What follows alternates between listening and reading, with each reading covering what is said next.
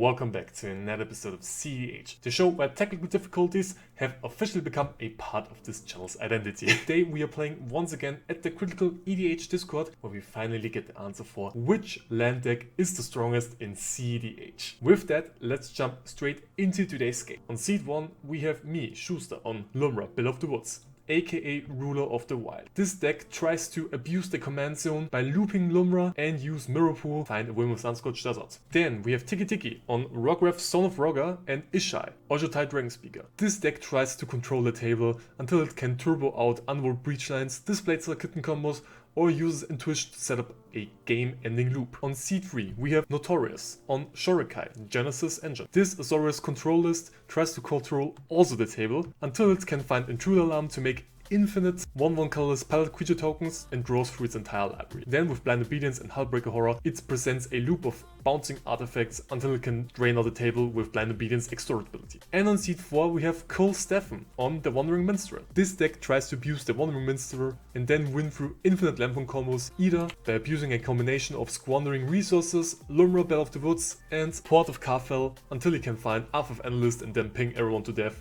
with the Arth of Analyst, Shifting Woodlands, and Sunscorched Desert. Yeah, I think we all know Lumra does. A Forest, the top deck was sadly not a land, and I'll cast a Light Halfling. Pass with 6 in hand. I'll draw. I will play a Tundra, cast a Remora, I knew it. There it is. Wreck, and pass. Urza Saga. Passing. Draw a card, Mana Confluence, and a Crab.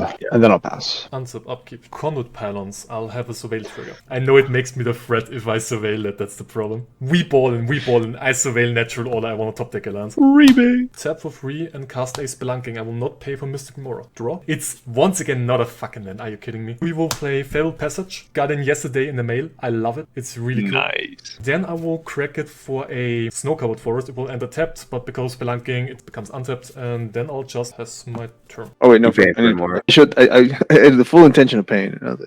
Play this Tarnished Citadel, 7 in hand, and pass the turn. Untap, upkeep, draw. Mishra's Workshop.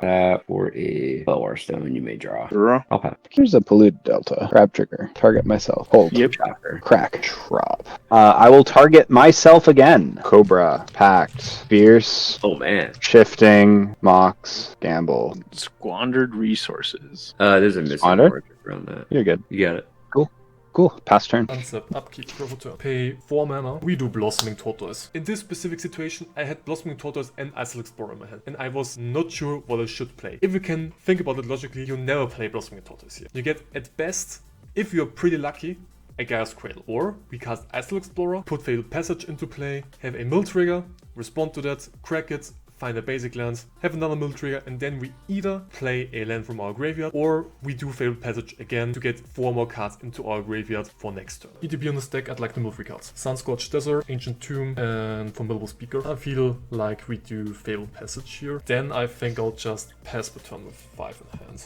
Draw a Card card. for fish. Yeah. No land. Mox Diamond. Pitch a Plateau. 8 cards in hand. Move to end step. Pitch an Idyllic Tutor. Untap, draw. Saga trigger. I'm gonna respond by putting the colorless. Bro got a Mox Opal. Or Shotgun, Hollow Fountain, floating, a colorless here. Play Shorikai. Trigger. Pay 1, activate Shorikai. I'm gonna discard this Cursed Totems. I don't think it's gonna do much in this pod. It does stuff against the land sack. I also create a pilot. These will be my pilots. Tap the Mopal for a white. I'm just gonna play this Esper. I'll crack this and fetch my library for a basic forest. Tap it for a green, then sacrifice it as additional casting cost and cast a crop rotation. Feel free to draw. I'll search for the basic forest. More trigger. Find a search.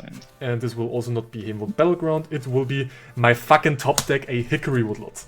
You would have been chilling if you don't do it. Draw. Command Tower. Trigger. Target myself. Summoner's Pact, Amulet, and a 6. Reach? Unlock Reach? Reach? No. Here's a Lumra. That's Sack so these. funny. Lumra dice. ETB, Gemstone, Chrome Mox, Otawara, and a Green Sun. Man, this looks so hot as a Lumra player. 7 Hedron Crab triggers. I'll target myself with all of them. Mill 21. Lots of lands. Scape Shift, Dark Ret, Esper, Gifts, Vamp, Summer Bloom. Pass turn. In your end step, I'll tap Hickory Woodlot for 2 green, and then I pass priority, and then it fizzles. Draw a turn. I'd like to move to combat and attack with my Blossoming Tortoise. I'll attack the Admiral's player. I'll move the top 3 cards on my library. We'll get him Bridge. Green Zenith and Boseiju. I will take Seed back, see the Castle Garden Bridge. pay 1 colorless, 1 green because Blossoming Tortoise makes it my activate ability of lands cost 1 less. So I have 1 green, 1 colorless. Tap the Snow-Covered Forest for another green, and then I will pay 2 green, 1 colorless, 1 less for Castle Garden Bridge to make 6 green, and cast an Ice Explorer. And then I will... I'll cast Vaccine Bubble. Feel free to draw, guys. You said Vexen Bubble was fine, big dog? Yeah. I don't play it if I don't need it, man. I don't like the ROG Ishai is cool with a Vexen Bubble, but I can always crack it. That's not the problem. fucking better be ready. Can't wait to crack it in my end step to draw a card. Then I'll move to my end step with 3 cards in hand. Untap. You might wonder why I didn't push. The problem is I sequenced it wrong, and like I mentioned before, I should have cast Ice Explorer before I went to combat. ROG Ishai showed me a silence which he wanted to use on me on my turn. Because I knew that the Wandering Minstrel can win attempt on his turn, I offered him that I only play Ice Explorer, get no land in play, and cast a Vexing Bubble in case we need the action for some reason. Oh, Good Fish drop. is gone. He's going for it. Sea of Clouds. Cast a Briggy. Soul Ring. Never lie. Briggy trigger. Esper trigger. Okay.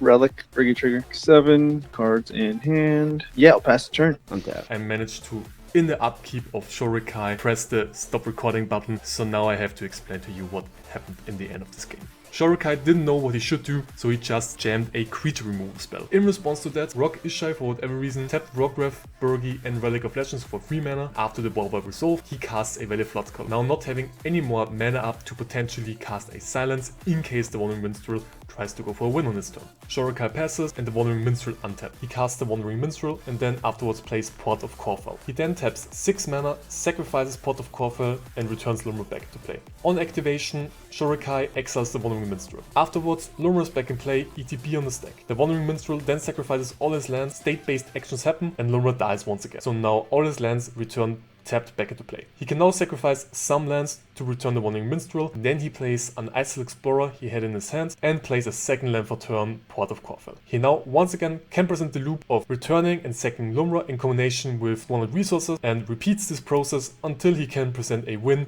with ping us to death with Sunscorched Desert, Squandered Resources, Lumra, and Port of Corfell. Holy shit, congrats to Cole7 for presenting this insane win. Technically, this means the Wandering Minstrel is now the best landfall deck in CDH, but let's be honest, I'm just a shit pilot. Anyways, I hope you still enjoyed today's video, and if that's the case, let me know down below. What's your opinion? What is the strongest landfall deck in CDH? With that, if you want to support the channel, feel free to drop a like, subscribe to the channel, and we will see each other in the next video. Have a great day, bye bye.